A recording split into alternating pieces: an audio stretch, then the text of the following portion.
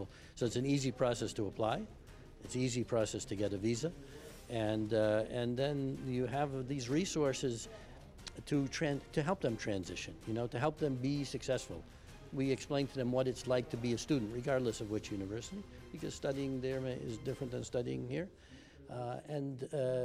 So what we're trying to do is to prepare them to be successful in the United States, and they are, generally. The ISN Fair set out to help students find the educational path that is better tailored to their needs and educational qualifications. The Educational Fair further supported students' educational concerns and other questions students had while living in the US. Higher education in the US, without a doubt, comes with many benefits, and not only on an educational level, but on a social and cultural level too. From the Regency Hotel, I'm Gemma Jaburi, reporting to you for Kuwait in 30 minutes.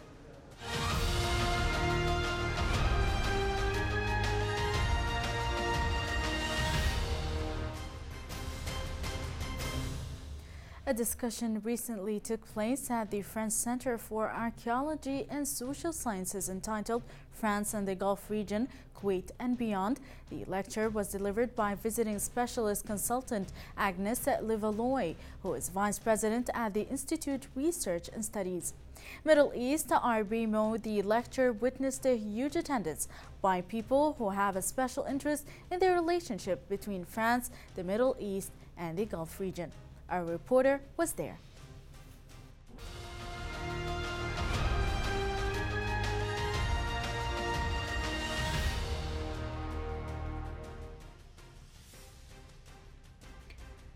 An insightful lecture delivered by Agnes Levallois about the relationship between France and the Gulf region captured the attention of attendees who listened attentively to the rich knowledge that was brought to the forefront through expert opinion and comprehensive research.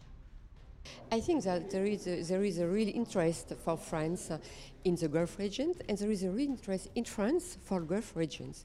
We don't know very well these countries in the Gulf region in France, because historically we have not a lot of relationship with the Gulf region.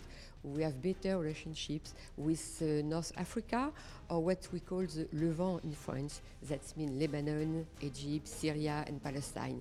So the Gulf region we don't know very well in France. So I think it is very important to try to improve the knowledge of the two civilizations, the two culture, and to try to have more bridges between the Gulf region and France and Europe, because I think it is very important too. Now we can't only speak about France, but we have to speak about Europe. According to Levallois and her expertise knowledge, historically France has strong relationships with North Africa, what is called in French Le Levant, which means Syria, Lebanon, Palestine and Egypt. This does not mean that France is not interested by the Gulf region. On the contrary, Paris has a strong partnership with the region in different fields, such as economy, trade, security, energy and education. It's the French, I'm the Abbas Zawaj, the French director of the French Center for Archaeology and Social Sciences, located in Kuwait from 2 years, and our purpose is to impulse, to organize research in partnership, in relation with our Kuwaiti partners, so we organize lectures, conference, and today we have the chance to listen to Agnès Levallois, who is specialized in the relations between French and Gulf countries, and especially in Kuwait. The lecture went on to explain that the cooperation is much more diversified today, and that there is a will that exists, and so does the presence of CIFAS in Kuwait, and which will explore the history of these relationships, particularly with Kuwait because of the historical ties between the two countries. France and the Gulf region, Kuwait and beyond. From Sifas, I'm Gena Jaburi, reporting to you for Kuwait in 30 minutes.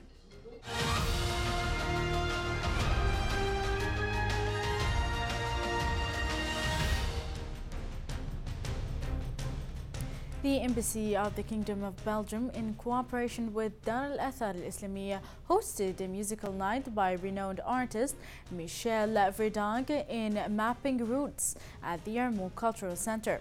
The event was attended by His Excellency Piet Herbat, Ambassador of the Kingdom of Belgium, and his pals. The evening witnessed full house occupancy by a crowd who were highly engaged by the resonating sounds of jazz. Here is more.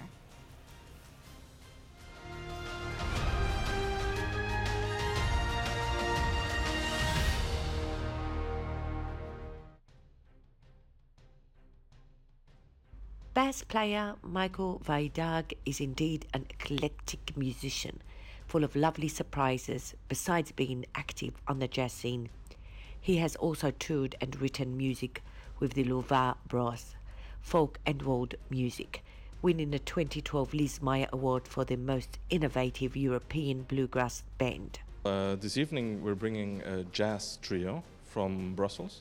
They will play some jazz music that is quite reminiscent of the Belgian jazz tradition.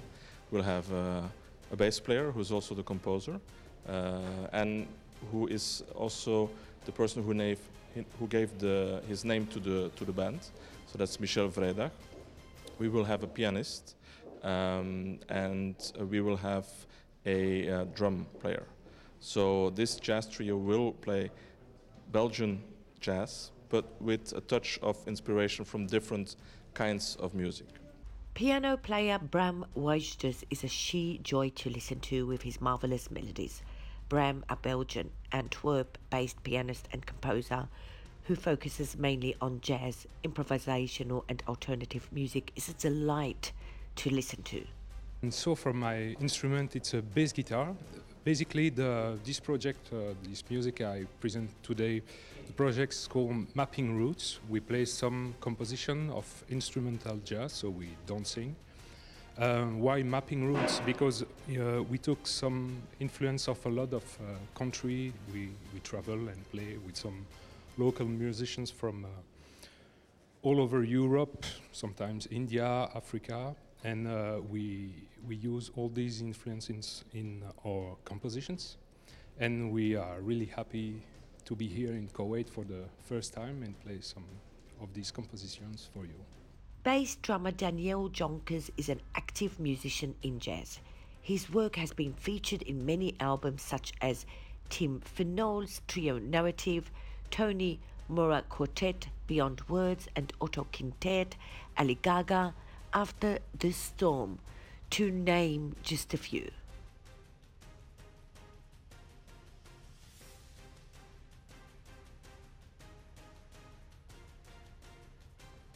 Music is a powerful form of art that has the ability to bring out the best in people, while also uniting all races.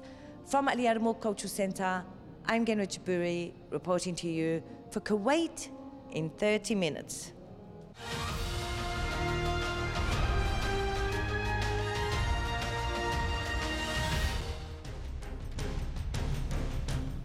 A recent event entitled Animation Backgrounds Exhibition and Workshop took place at the Modern Museum of Art. The spectacle was organized by the Japanese Embassy in cooperation with the National Council for Culture, Arts and Literature. The event was attended by a huge fan audience of Sashiro Kobayashi, who is the artist behind the exceptional exhibition. The event was attended by His Excellency Takashi Ashiki, Ambassador of Japan to the State of Kuwait. Here is more on the event.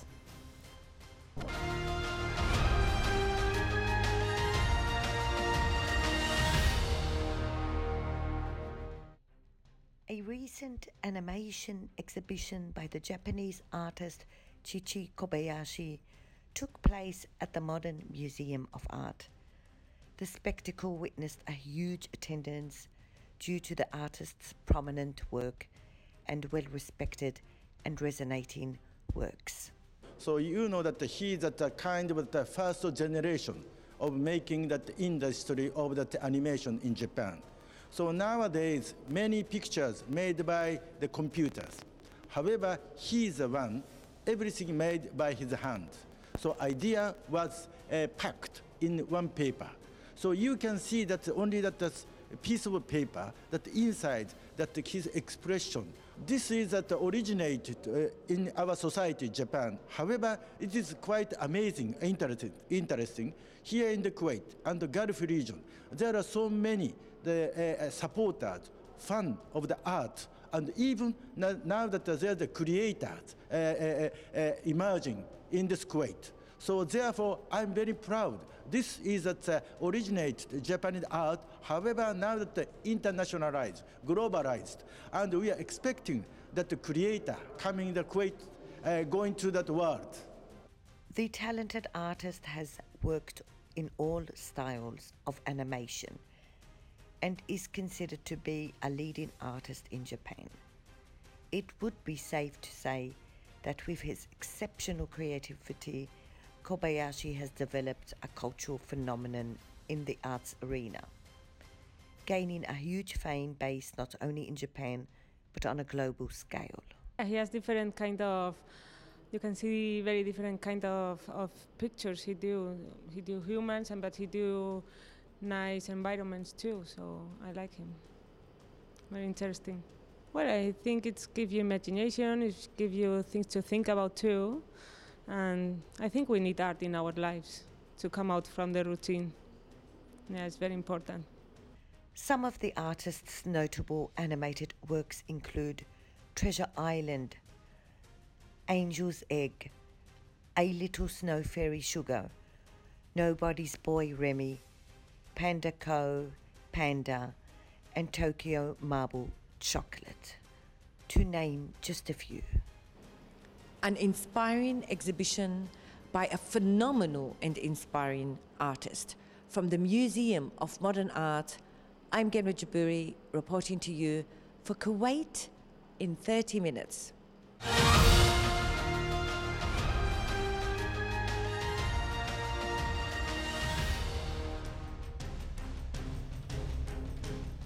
Fortunately, this brings us to the conclusion of tonight's episode of Kuwait in 30 minutes. We hope to see you again same time next week. Our highly dedicated team of correspondents is constantly out on the field searching for reports that matter most to you. So thank you for joining us tonight and see you next week with more exclusive reports. Have a good night.